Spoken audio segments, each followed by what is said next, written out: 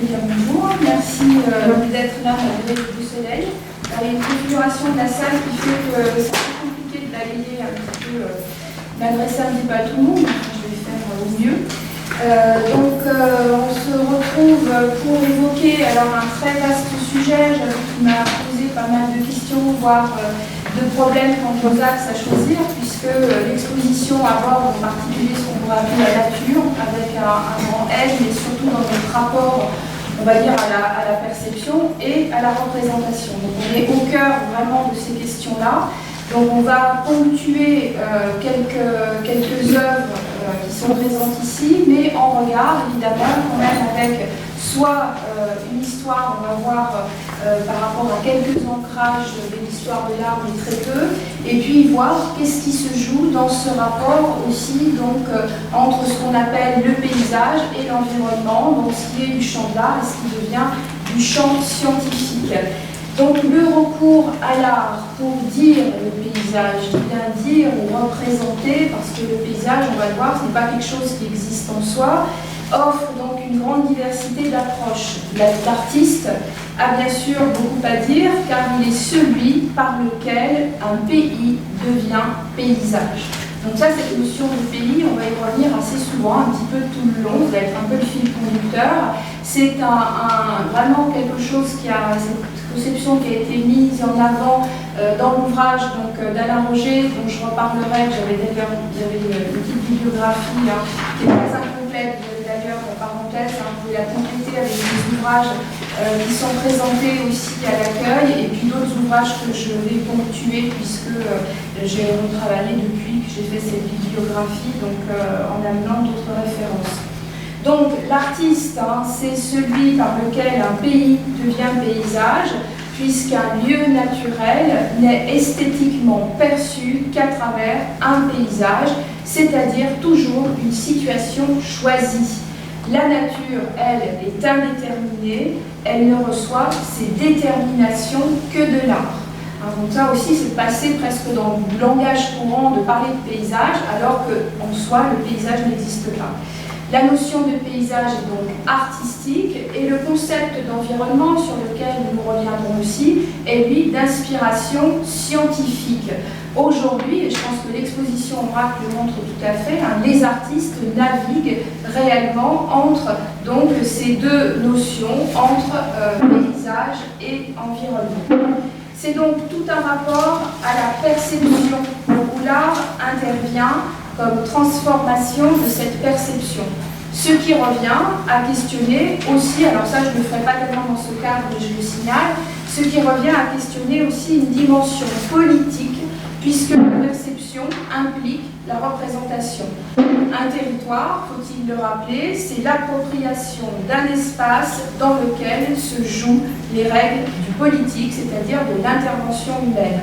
Le paysage est donc bien au croisement des représentations et des intérêts sociaux auxquels on peut ajouter bien sûr tout ce qui relève aussi de la philosophie, de la pensée de façon générale.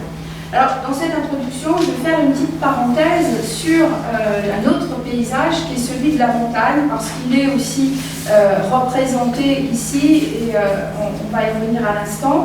C'est que la transformation de la montagne en paysage est beaucoup plus récente, justement en raison de ce rapport de sociabilisation du pays. On peut dire que la montagne a été un des derniers espaces à être sociabilisé. Il reste encore de nombreux endroits où quand même on n'est pas tout à fait dans un territoire.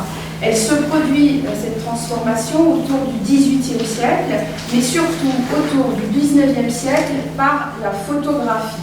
Alors, tout de suite, je vais vous amener sur un exemple d'un photographe français qui vraiment a usé de la photographie dans un sens tout à fait artistique. C'est Charles Soulier, qui a contribué justement à ce renouveau de la notion de paysage.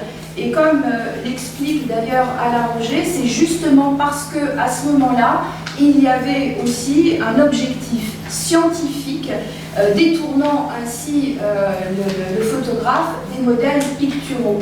Donc personne n'avait vu la montagne ainsi, et la photographie, contrairement à ce qu'on a cru, et ce qu'on a voulu lui faire dire, n'a jamais été l'enregistrement du réel. Et là encore, c'est le photographe, donc de ce point de vue-là, l'auteur, l'artiste qui décide. Et ce que la photographie révèle à ce double, c'est d'une part, on a vraiment le relief qui vient vers nous, qui s'impose davantage que les modèles picturales. Et puis il y a un autre phénomène qui est tout à fait passionnant et dont on reparlera juste dans un instant par rapport à des artistes présents ici. C'est une façon, cette photographie, par notamment, comme on voit, les contrastes sur les noirs et les blancs, comment la photographie est organisée par masse, c'est aussi cet aspect spectral dont on reparlera, qui amène à penser le mot percevoir comme percer à voir, qui nous ramène à une dimension davantage radiographique, voire à travers finalement cette montagne. Ce qui m'amène donc à faire le lien avec l'œuvre de Matthias Suter, qui est présentée au rez-de-chaussée, en partie parce que je vous raconte un petit peu cette œuvre-là, qui s'appelle Examiles. Donc je crois qu'il y a ces 12 impressions sur papier qui sont présentées au rez-de-chaussée et qui se déclinent de plusieurs façons.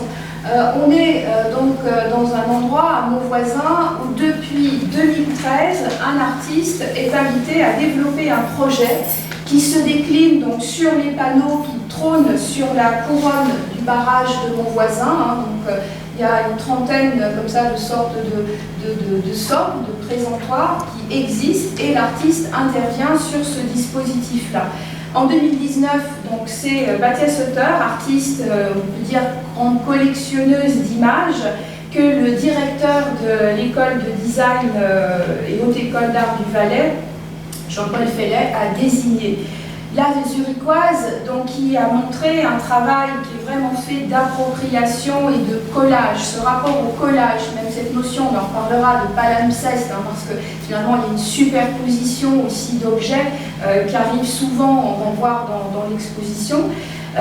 Donc c'est une artiste dont le matériau de base est vraiment la photographie préexistante, donc un rapport à la mémoire, à l'archive, à une certaine, on pourrait dire, archéologie aussi de la photographie, où elle va réactiver la portée, on pourrait dire, originelle et contemporaine de ces clichés en les dédoublant, en les recadrant, pour qu'advienne une métamorphose. Et là, on pourra aussi faire un autre lien avec un autre artiste présent dans l'exposition, dont je parlerai à la fin, qui est Julien Discrete, par rapport aussi au fait de basculer ici la photo non plus sur le format paysage, mais ici en format portrait, où on retrouve ce côté très rhizomatique qu'on évoquera dans d'autres œuvres. Et puis, bon, comme chez Charles Soulier, alors cette photographie du 19e, on a vraiment cet aspect plus spectral qui est amené donc, par ces formes qui semblent s'évanouir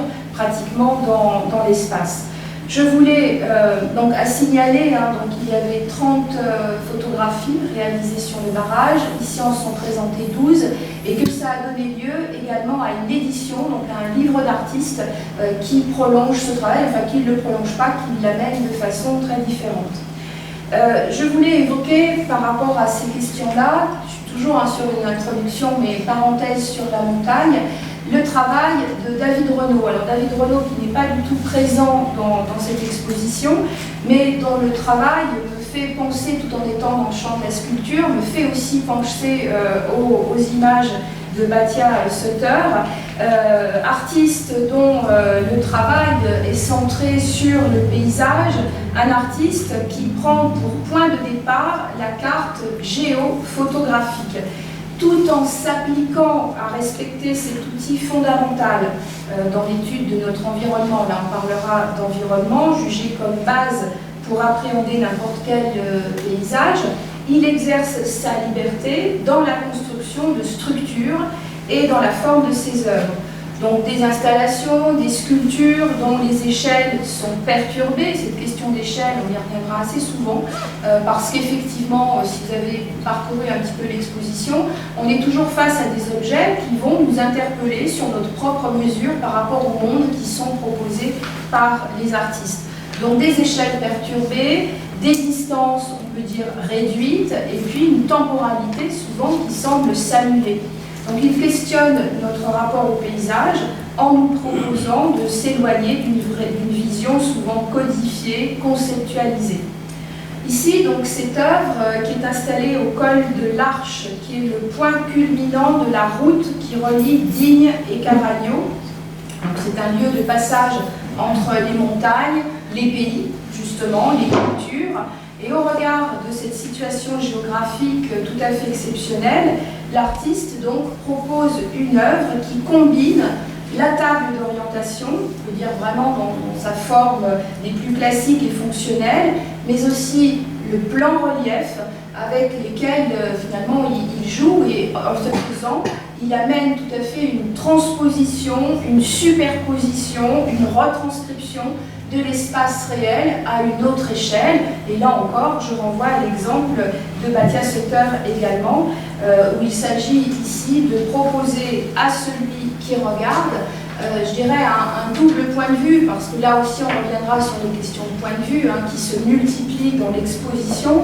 On a une vision aérienne qui permet de se situer à la fois au-dessus et dans le paysage. Je signalerai par ailleurs qu'on est ici dans un lieu qui se joue entre tourisme et également territoire de défense. Je rappelais tout à l'heure en introduction vraiment ce rapport aux politiques. C'est quelque chose qui résonne ici, puisque dans le col de l'Arche, on est vraiment sur une frontière qui a été défendue par de nombreux forts, donc qui la jalonne, avec vraiment ce lieu de passage. Dans son ouvrage, donc pour traiter du paysage, Alain Roger, que j'ai déjà à plusieurs reprises cité, rappelle combien notre approche de l'art en Occident repose sur une illusion érigée en dogme. Voici ce qu'il écrit. L'art doit être une imitation parfaite ou parachevée de la nature. Les autres cultures l'ignorent ou la dédaignent. Il poursuit, l'artiste, quel qu'il soit, n'a pas à répéter la nature. Il a pour vocation de la nier, de la neutraliser, en vue de produire les modèles qui nous permettront à rebours de la modeler. Là aussi, on reviendra sur cette proposition. Je voulais, en résonance, citer également Oscar Wilde, dans Le déclin du mensonge, qui écrit « De nos jours, les gens voient les brouillards, non parce qu'il y a des brouillards, mais parce que peintres et poètes leur ont appris le charme mystérieux de tels effets. Ils n'eurent pas d'existence tant que l'art ne les eut pas inventés. » Et puis, étant proche de Sète, comment ne pas citer Paul Valéry, qui écrit « Je rature le vif, il s'agit d'abord de raturer la nature, de la dénaturer, pour mieux la maîtriser et nous rendre, par le processus artistique, aussi bien que le progrès scientifique, comme maître et possesseur de la nature. » Donc là encore une fois, on va retrouver des dimensions artistiques qui vont jouer aussi presque d'un rapport alchimique, d'une certaine façon, aussi de revenir sur ce côté démiurgique dès qu'il s'agit de nature, de paysage, de voir comment l'artiste façonne finalement cette nature.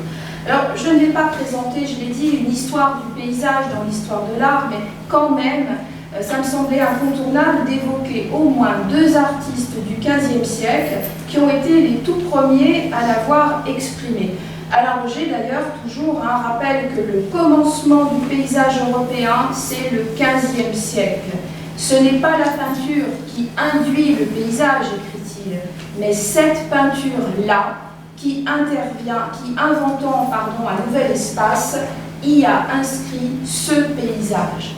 Et là, il évoque deux raisons pour expliquer ce qui se passe au XVe siècle. Il y a d'abord la laïcisation des éléments.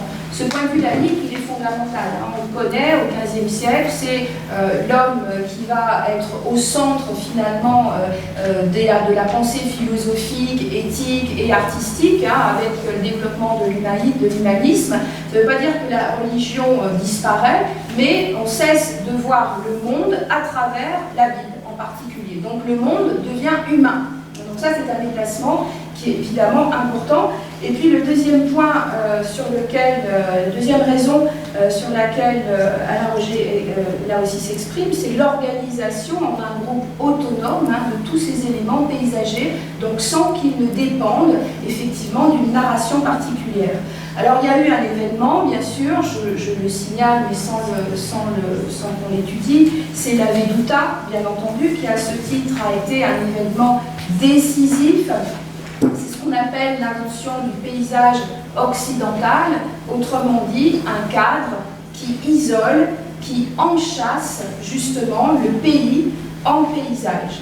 Alors l'extension du paysage à la totalité du tableau, elle est acquise à la fin du XVe siècle, en particulier chez Gérard de Saint-Jean, sur lequel bien sûr je vais dire quelques mots. Et puis le paysage sans la figure, c'est bien sûr Albrecht Dürer, dont je vous montrerai également une aquarelle pour mémoire. Alors, on sait très peu de choses sur Gérard de Saint-Jean, qu'il a été formé à Haarlem, qu'il est mort assez jeune, vers 28 ans. Et on a une indétermination également pour dater un petit peu ses œuvres, d'où une datation assez large, entre 1480 et 1495. Un peintre qui aussi, des peintres de sa génération, et en particulier des peintres flamands, puisqu'il va faire basculer finalement ces représentations de saints dans beaucoup d'humanité, et en particulier l'apparition déjà de ce qu'on pourrait appeler l'élan mélancolique, alors que généralement on trouve plutôt cette mélancolie au XIXe siècle. Donc on est frappé d'une part par ce paysage extrêmement important pour une époque assez reculée, avec ce paysage qu'on peut qualifier d'un paysage idyllique, et puis donc cette mélancolie. Le paysage n'a rien ici de réaliste, l'a-t-il été? Même ça c'est une question qu'on pourrait poser dans toute l'histoire de l'art. Et si on se réfère à la vie de Saint Jean-Baptiste, il se trouvait dans le désert de Judée, un désert aride, hostile, ne pouvant se nourrir, est-il précisé dans les Écritures, que de sauterelles et de miel. Le peintre donc, le transporte dans une contrée tout à fait opposée, verdoyante, généreuse, extrêmement douce, avec toutes les caractéristiques finalement de ce qui est un thème récurrent, à savoir la peinture paysagère occidentale. On y retrouve donc le ruisseau où viennent donc s'abreuver les animaux, les oiseaux que l'on entend presque chanter, et puis donc cette végétation luxuriante mais très ordonnée, très composée par, on pourrait dire, la magie de la peinture. Tout cela donc pour transformer le désert en paradis terrestre. Mais ce n'est pas, je dirais, un choix réel de sa part. Il ne faut pas oublier qu'on est dans un rapport aussi à une connaissance ou à une ignorance, à savoir que l'artiste, artisan, ne connaît absolument rien, ni du climat, ni de la végétation du Moyen-Orient. Il utilise donc le paysage de sa propre région, autrement dit, le pays. Vraiment ce rapport au pays, à ce que l'on connaît, dont je parlais juste en l'introduction de mon propos. Donc un paysage de l'Europe du Nord pour les Flamands, les Néerlandais, les Allemands, les paysages méditerranéens pour les Italiens. Les personnages de la Bible, comme je l'ai dit, et c'est très particulier chez cet artiste et un petit peu exceptionnel, s'humanisme avec cette pensée de l'homme, ses rêves, ses questionnements qui deviennent aussi ceux des saints. Et puis j'annonçais Albrecht Dürer avec les couleurs qui ne sont pas tout à fait respectées ici, mais bon, c'est pas grave. Avec Albrecht Dürer, donc une aquarelle tout à fait unique en son genre à cette époque-là, puisqu'on est à la toute fin du XVe siècle, une aquarelle assez isolée, c'est sans doute une des toutes premières représentations où le paysage est peint pour lui-même sans qu'il n'y ait absolument aucune figure. Donc on sait qu'Albrecht Dürer, c'est quelqu'un qui a eu une formation assez dense, qui a appris absolument toutes les techniques et qui les a absolument toutes maîtrisées. et qui avait cette capacité donc à représenter la nature, je dirais pas avec réalisme, je dirais vraiment avec une sensation finalement bien plus proche de ce que les paysagistes anglais au XIXe siècle, à partir des années 1840, puis les impressionnistes à partir des années 1870, ce regard et cette perception des sens, ce qu'il exprime ici, puisqu'on n'est absolument pas dans le contour, on n'est pas dans l'imitation, mais on est vraiment dans cette perception d'une lumière qui permet d'aller avec une étonnante, je dirais, économie de moyens, des grilles donc plombées au bleu vif, sous des rayons de ciel orangé qui percent des nuages violacés. Donc là, on perd un petit peu la palette colorée puisqu'on perd totalement les oranges. Ça, c'est l'autre magie de la technologie qui nous fait disparaître un petit peu des couleurs. Et puis juste parce que c'était l'année du Gréco, je voulais quand même aussi évoquer Gréco, parce que là, c'est sans doute la première peinture de l'histoire de l'art entièrement consacrée au paysage. On était sur une petite aquarelle avec Albrecht Dürer, qui est une petite œuvre, je dirais, de ses carnets, et là, on passe vraiment à une peinture de grande dimension, où effectivement, on est en effet dans un contexte, le XVIe siècle, où le paysage devient un genre pictural à part entière, ce qui n'est pas le cas sur la période précédente. Mais c'est vraiment la première œuvre, sans aucun personnage, et surtout une œuvre qui ne prétend nullement à l'exactitude topographique. Là aussi, je pense qu'on est finalement dans ces allers-retours spatio-temporels. Je parlais tout à l'heure de la photographie de Charles Soulier. Là aussi, on est dans ce rapport où le relief, où le creux vient d'une certaine façon à notre rencontre, et où on est face ici à un aspect, on pourrait le qualifier de chaotique du paysage, avec ce caractère également menaçant de ciel d'orage.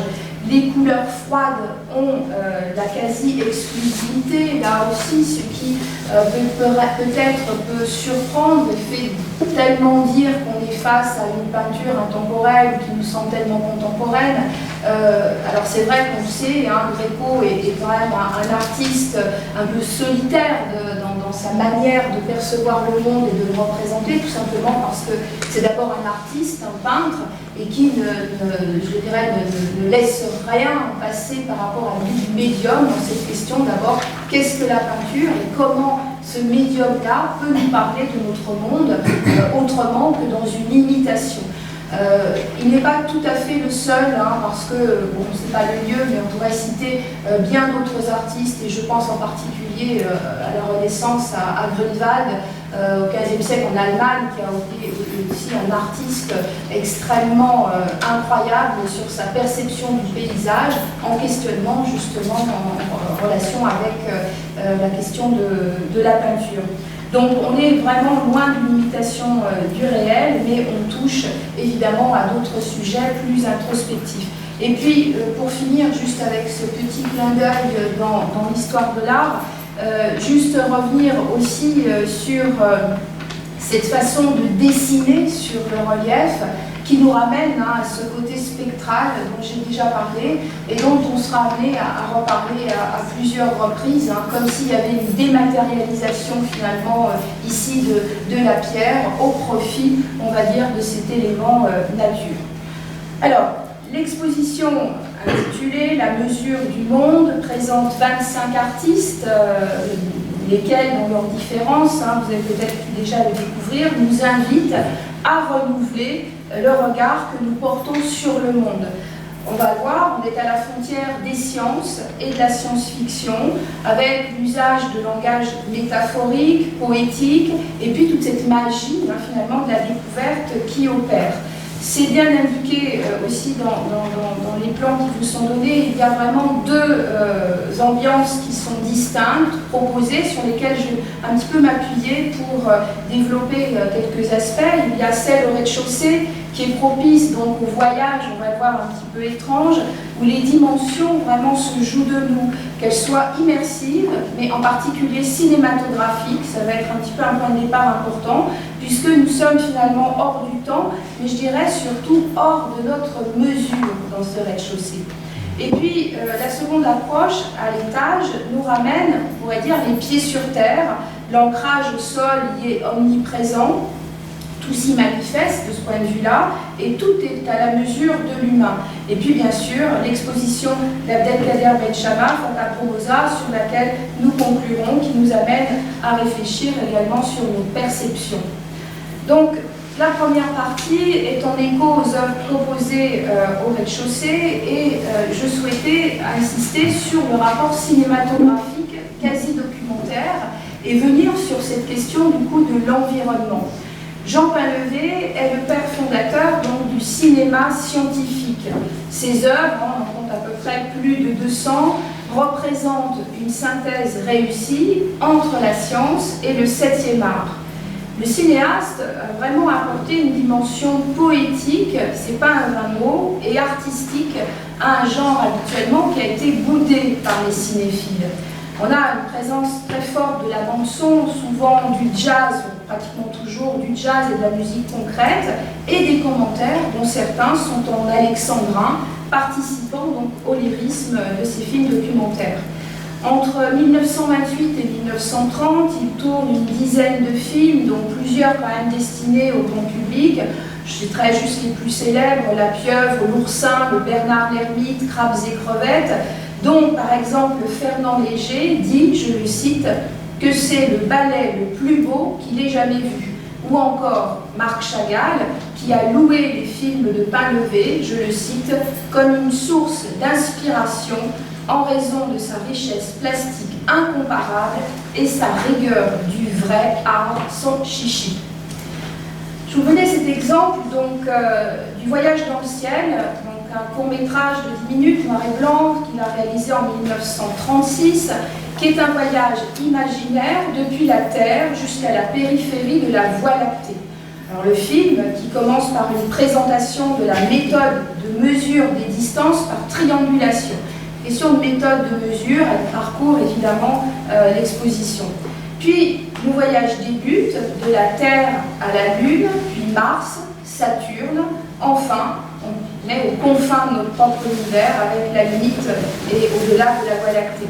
Le film montre donc des paysages imaginés et formule des hypothèses sur d'autres univers lointains.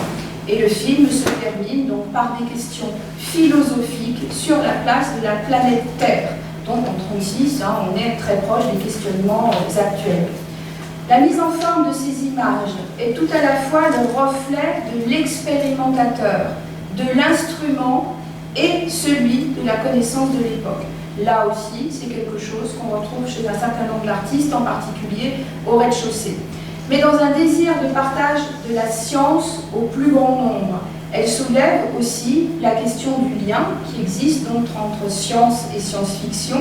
Et Jean Painlevé, donc usant du cinéma, met l'accent sur ce point dès les années 30.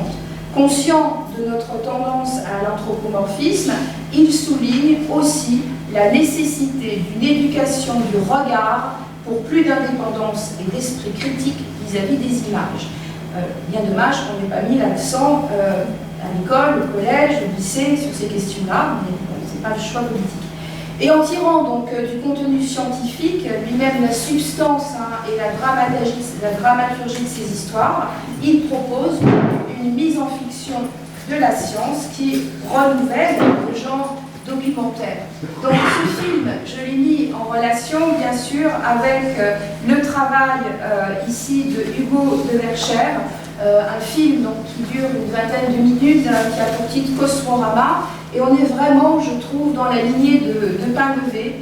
On retrouve en effet dans ce film cette notion de voyage animé du proche et du lointain. On retrouve aussi ce rapport à l'instrument, comment effectivement voir ce monde lointain avec l'observatoire, les instruments donc, qui augmentent notre vision, et puis des images là aussi qui jouent alors sur ces contrastes qu'on a déjà évoqués, sur ces noirs et blancs qui constituent l'ambiance de ce moment au rez-de-chaussée. Je reviens quand même à Jean Painlevé et à un autre film pour évoquer une autre œuvre ici un film plus tardif de 1978, Transition de phase dans les cristaux liquides, qui est un de ses derniers films, mais aussi sans doute peut-être le plus abstrait, dit abstrait en tout cas, et dont Jean Painlevé dit « c'est la beauté profonde de la nature, les couleurs et les formes ». Qui le conduisent donc à filmer le vivant. Il est étudiant dans le laboratoire d'anatomie comparée de la Sorbonne quand il découvre la microphotographie et le cinéma scientifique, dont la modernité et l'efficacité comme moyen d'enregistrement vraiment le fascinent. D'abord porté par l'éthique scientifique, c'est une démarche qui l'amène à découvrir, je le cite, les choses que personne n'avait vues. Là encore, ça peut être le filigrane des œuvres présentées. Le cinéma scientifique est donc l'instrument qui permet de partager ces découvertes en rendant visible justement cet invisible. À la fin des années 60, Jean Painlevé rencontre un jeune scientifique qui se trouve être spécialiste des cristaux liquides, dont il filme les recherches donc, tout au long des années 70. Et c'est de cette recherche donc, que va naître ce film, avec une musique originale. Si vous avez l'occasion de pouvoir prendre ce film, c'est vraiment un petit bijou.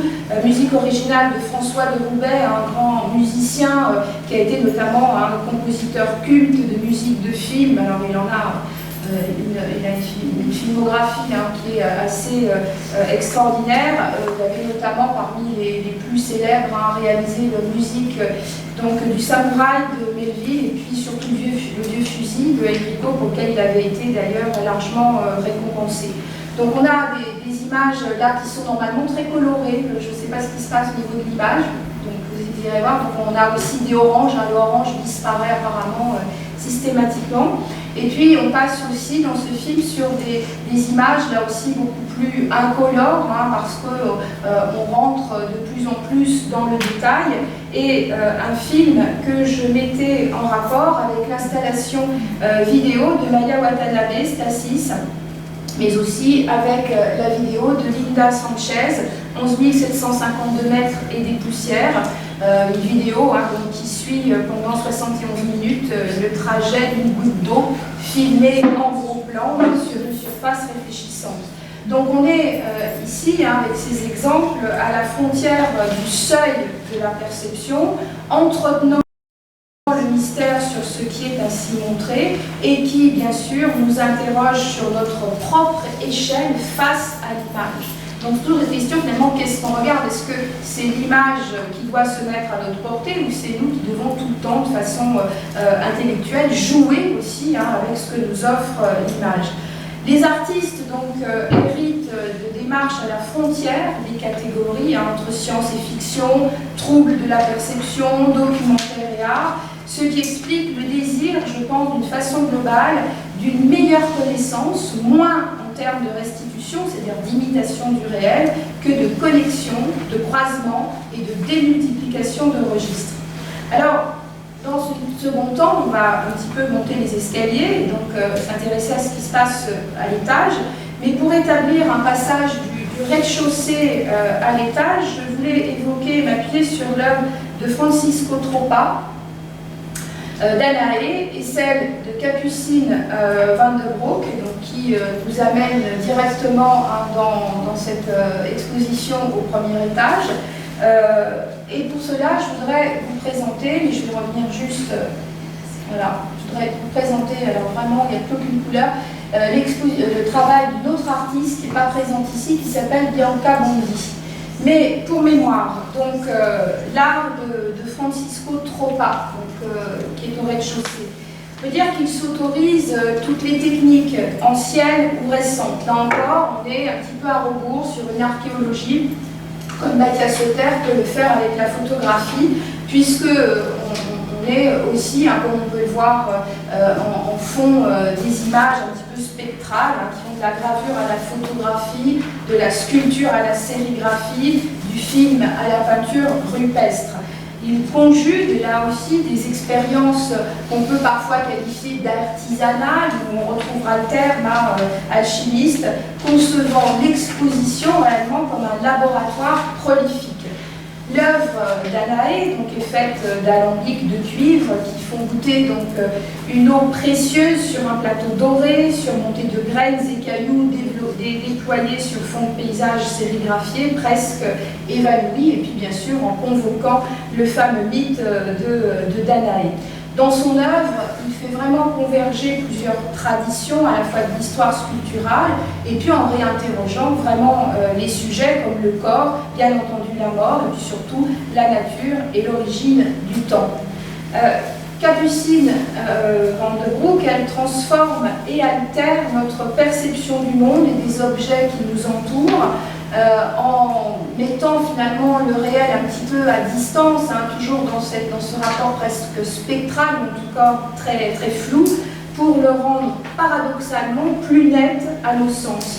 Et elle développe un vocabulaire formel assez épuré, avec ces notions d'impermanence, de fragilité, de potentiel de destruction que les œuvres contiennent aussi dans leur processus de fabrication. Donc des éléments vraiment récurrents dans son travail, avec l'usage de matériaux qu'elle affectionne très particulièrement, notamment le sel, ce qui est le cas dans l'œuvre présentée, mais aussi le plâtre, des matières organiques, qu'elle étire vraiment, en tout cas dans leur potentialité, jusqu'à leur limite, interférant avec des processus naturels comme l'évaporation, la buée, ou ici la cristallisation. Donc avec une question toujours, comme on l'a déjà posé, que voyons-nous? À signaler que le titre de l'œuvre évoque bien sûr le symbole du chlorure de sodium. Alors je voulais donc évoquer cet autre artiste, Bianca Bondi, dont je suis désolée qu'on n'ait pas non plus tout à fait les couleurs d'origine. J'ai choisi d'évoquer le travail de cet artiste car nous retrouvons d'une part le rapport à la mythologie évoqué chez Francisco Troppa, avec Danaé. Ici on va retrouver davantage Vénus, dont j'expliquerai la raison pour laquelle, et puis son goût pour les machines qu'on a évoqué aussi, et l'aspect un peu plus expérimental par rapport aux matériaux vu chez Capucine Van de Broek. Bianca Bondi, c'est vraiment une artiste qu'on qualifie souvent d'artiste alchimiste parce qu'elle conçoit des écosystèmes en perpétuelle mutation qu'elle fait évoluer au gré d'opérations chimiques, cédant, dit-elle, des pouvoirs de la lune ou des propriétés purificatrices du sel. Elle revendique d'ailleurs l'influence des théories de Carl Gustav Jung, notamment l'étude de ce qu'il a nommé l'âme, ou encore les concepts d'inconscient collectif ou d'archétype. Il s'agit au fond non de capturer une mécanique du sensible qui serait mathématiquement reproductible, mais de convoquer dans un périmètre environnemental un processus synergique des forces. Et on est évidemment là encore, comme je l'ai déjà évoqué, sur cette notion d'imperceptible et de fugitif qui est vraiment à l'image et qui amène finalement cette ambiguïté du monde que nous a légué l'Anthropocène. On y vient, comment pas nommer ce mot qui résonne depuis quelques temps maintenant, un monde où la fin est déjà arrivée, un monde d'après, où devient manifeste une spectralité qui a finalement toujours été là, nous reliant secrètement à des espaces-temps que nous ne pouvons ni voir ni toucher. Donc encore, toujours ce seuil de la perception qui traverse ici toute l'exposition. Alors par exemple, avec cette œuvre, l'artiste nous plonge dans un avenir qui aurait connu le réchauffement climatique. L'installation, qui se présente comme une grande surface au sol recouverte de cristaux de sel, dresse les vestiges d'une fête gourmande qui aurait été retrouvée au fond d'un océan. Les éléments de vaisselle sont tous en cuivre, je pense qu'on en perd un petit peu la réalité ici. Ils sont oxydés par l'action du chlorure de sodium et prennent donc naturellement une teinte bleu-vert, réalisé à l'aide de dizaines de litres d'eau saturée de sel. Le processus d'oxydation donc se prolonge sur l'installation tout au long de l'exposition, comme on peut le voir avec l'œuvre que je viens d'évoquer. Le cuivre est traditionnellement associé à Vénus, à la jeunesse, à l'amour dans la littérature alchimique, qui s'altère ici avec une lente poésie sous les yeux du spectateur. Alors je voulais vous citer Bianca Bondi, qui explique ses choix, donc je la cite. Le sel est utilisé dans les rites païens comme un vecteur de protection. Le sel, c'est la préservation, la pureté.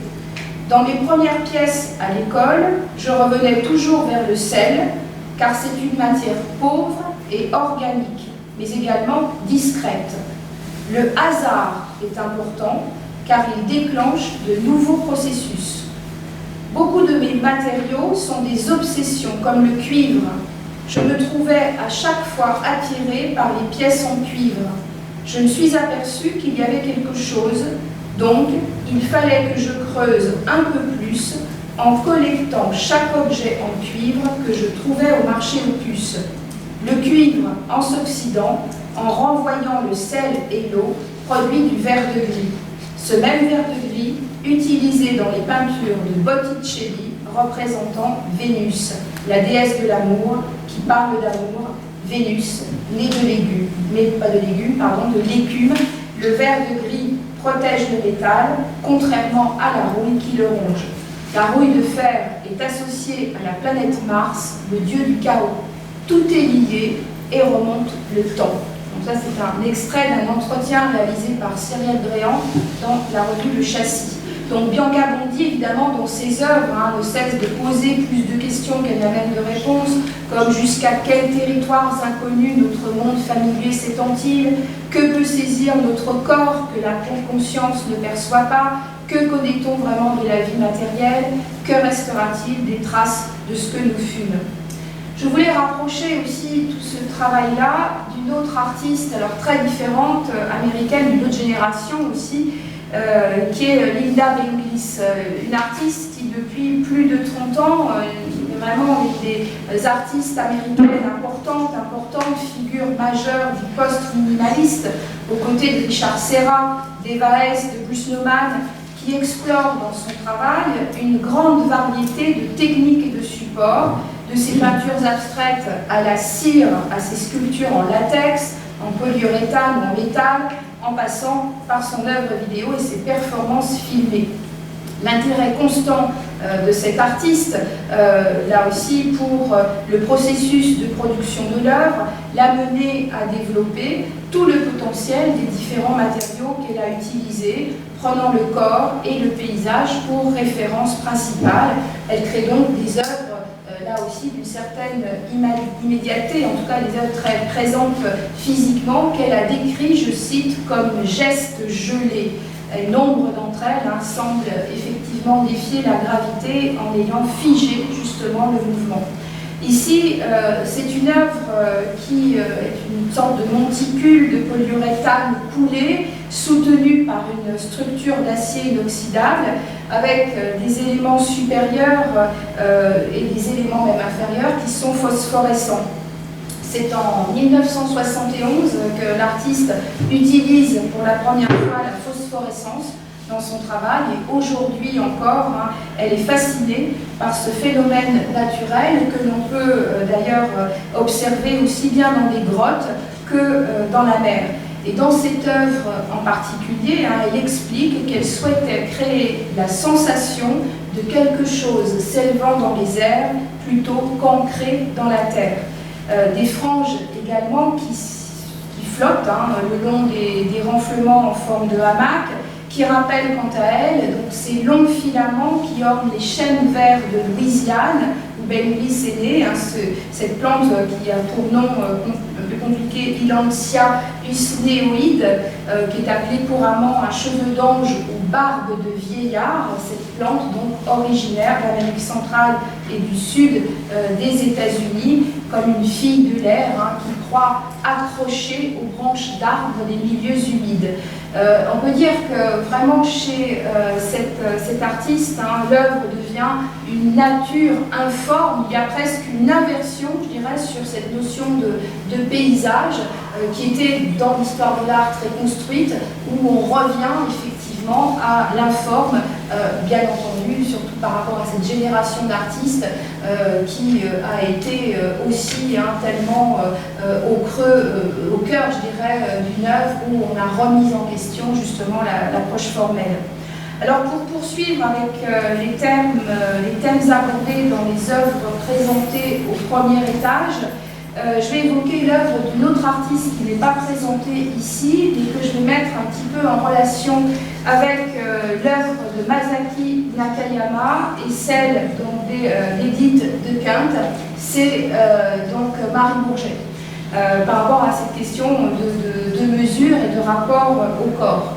Alors, pour mémoire, dans les années 70, Masaki Nakayama explore la notion d'espace en prenant son corps comme point d'appui.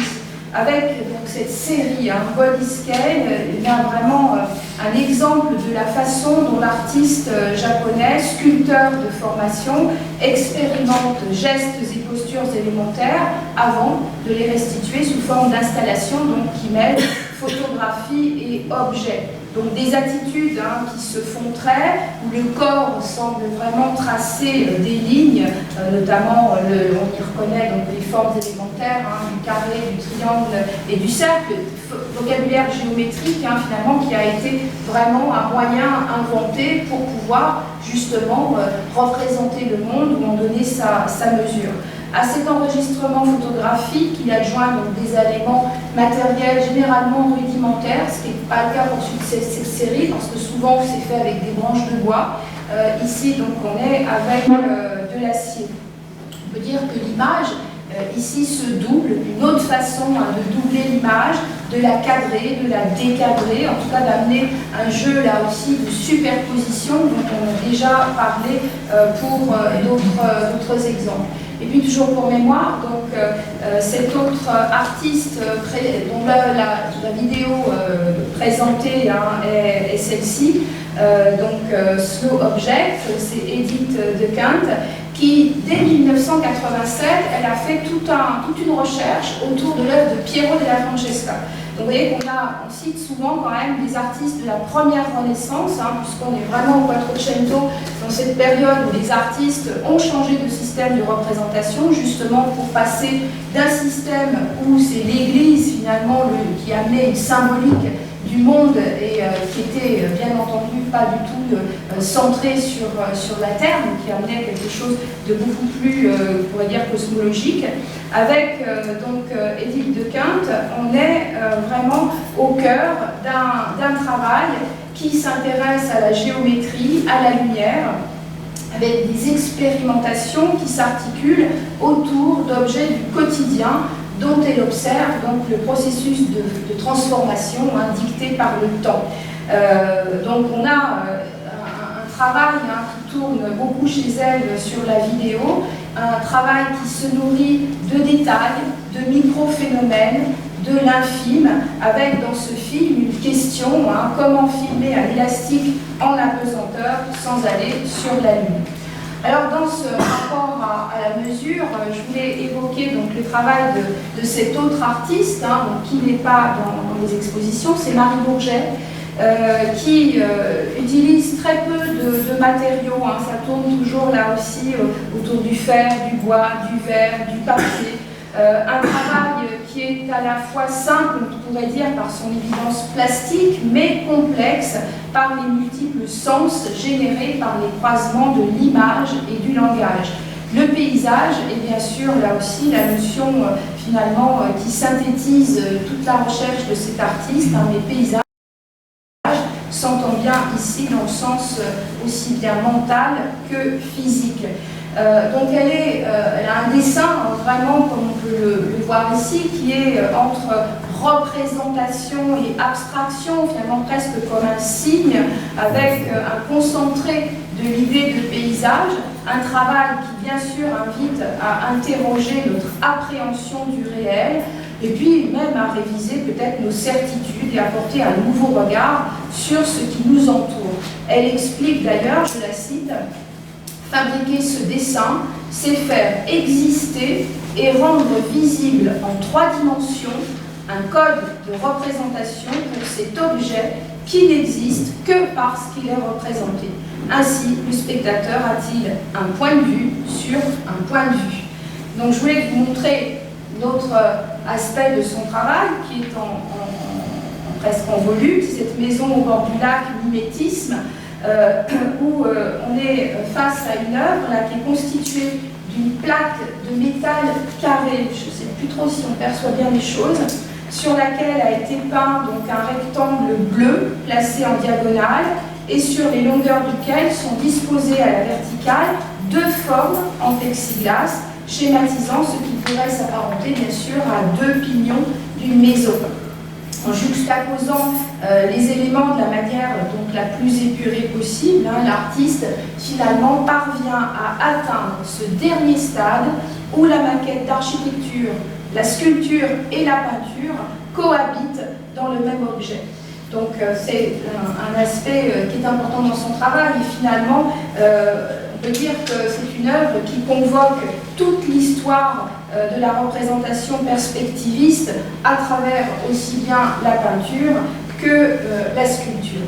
Et puis pour finir, je vais vous présenter également le travail d'un autre artiste qui n'est pas présenté ici, mais qui établira un autre lien entre l'œuvre de Julien Discrete, donc je vais rappeler quelques éléments pour mémoire, et puis bien sûr l'exposition Benchama.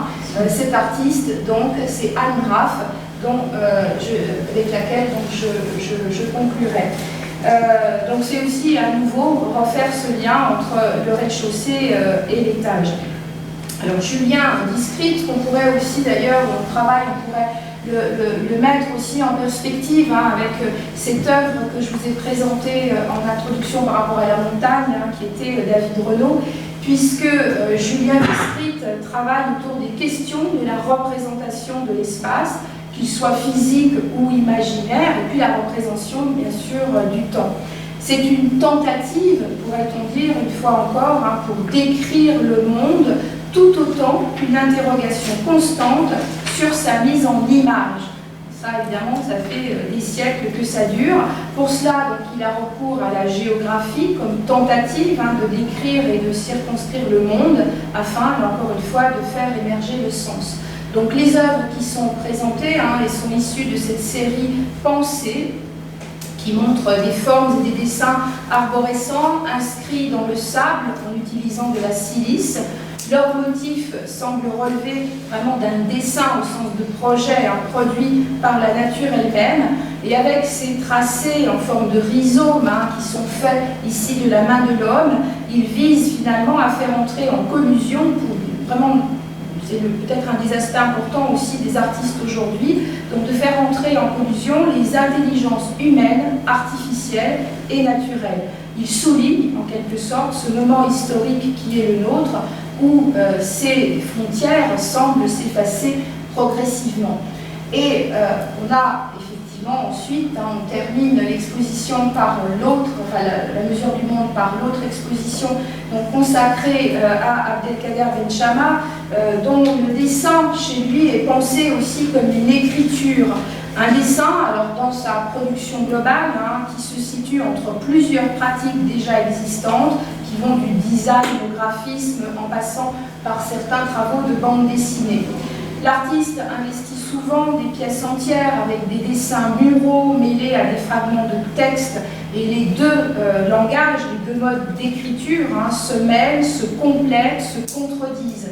Et pour le Braque, il a réalisé donc, de très vastes dessins, notamment, parce qu'il n'y a pas que de très vastes dessins, il y en a aussi des plus petits qui évoquent, on peut le dire, des paysages, des sortes de montagnes blanches ou noires, qui nous ramènent aussi à Charles Soulier qu'on a vu de tout à l'heure, comme si elles étaient vues plus ou moins de loin ou de près. On passe sans arrêt du céleste au terrestre avec des réminiscences mentales, si on pense à ces fameux tests de Rorschach, ou bien sûr à la matérialité du marbre qui est également présente dans cette exposition. Il convoque donc apparition, représentation et vision inconsciente pour aborder encore une fois cette question, comment l'homme comprend-il les images? Alors, pour là aussi ouvrir un petit peu sur ces artistes contemporains, finalement on se rend compte qu'on est dans un temps où beaucoup d'artistes posent des questions similaires.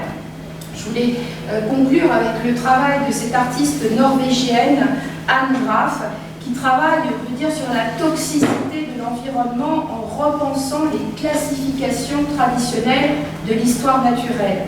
Ces sujets de recherche habituels, exploration de formes naturelles dans leurs moindres détails, processus de décomposition, désintégration incessante et disparition même définitive de quelque chose. Ici, donc, je vous montre un ensemble d'œuvres qui a pour titre The Blow, dans lesquelles des images d'échymoses ont été peintes sur des dalles de marbre reposant sur des socles blancs dans des configurations précaires, des structures provisoires que la gravité maintient par l'équilibre des éléments. Un travail qui interroge également encore notre perception en convoquant le trompe-l'œil dans lequel les infractuosités de la pierre se transforment en véritables veines, tandis que les échymoses s'estompent, le marbre, lui, en conserve l'aura. Il en va de même lorsqu'elle utilise des couches de textile sur toile, donc il faut imaginer des couleurs rouges. Le tissu est pour ainsi dire malmené, violenté, taché, plié, essoré, lacéré, déchiré, brûlé. Les colorants contribuent à l'apparition là aussi d'images et de motifs, tout en revenant toujours à la pierre par rapport à sa durabilité bien sûr, mais la pierre, nous n'oublions pas, celle dans laquelle vraiment s'est développé tout un rapport au drapé, dans laquelle, donc cette pierre dans laquelle on sculpte le corps, mais aussi le drapé. Une œuvre pour Anne Graff qui est vraiment un palimpseste à l'échelle du corps humain, ce corps comme enveloppé de bandages quand il s'agit de le réparer, et pour finir d'un linceul. Donc encore ce rapport évidemment au corps, à la finitude, à la durée. Et je me permettrai juste pour conclure de citer la conclusion d'un ouvrage assez essentiel qui est le livre de Raffaele Milani, Esthétique du paysage, art et contemplation, avec cette conclusion, je trouve magnifiquement intitulée « Le miroir des sens et de la raison ». Voici ce qu'elle écrit. Le regard sur le paysage a poussé de nombreux artistes, écrivains et peintres à s'immerger dans une vision où ils faisaient se rencontrer le monde de la réalité et celui du rêve. Le lever ou le coucher du soleil, l'alternance du jour et de la nuit comme des saisons a inspiré une représentation visionnaire des heures et des lieux. Dans la splendeur de l'éternelle transformation, une pensée d'Héraclite revient à notre esprit. Les éveillés ont un monde unique et commun, mais chacun des dormeurs se retire dans le sien propre. Pensée qui trouve son corollaire dans une autre. Extérieur et intérieur s'entremêlent, l'intervention des sens implique le dynamisme de la rationalité dans une continuation ininterrompue entre rêve, réel, et rêve. Je vous remercie de votre patience.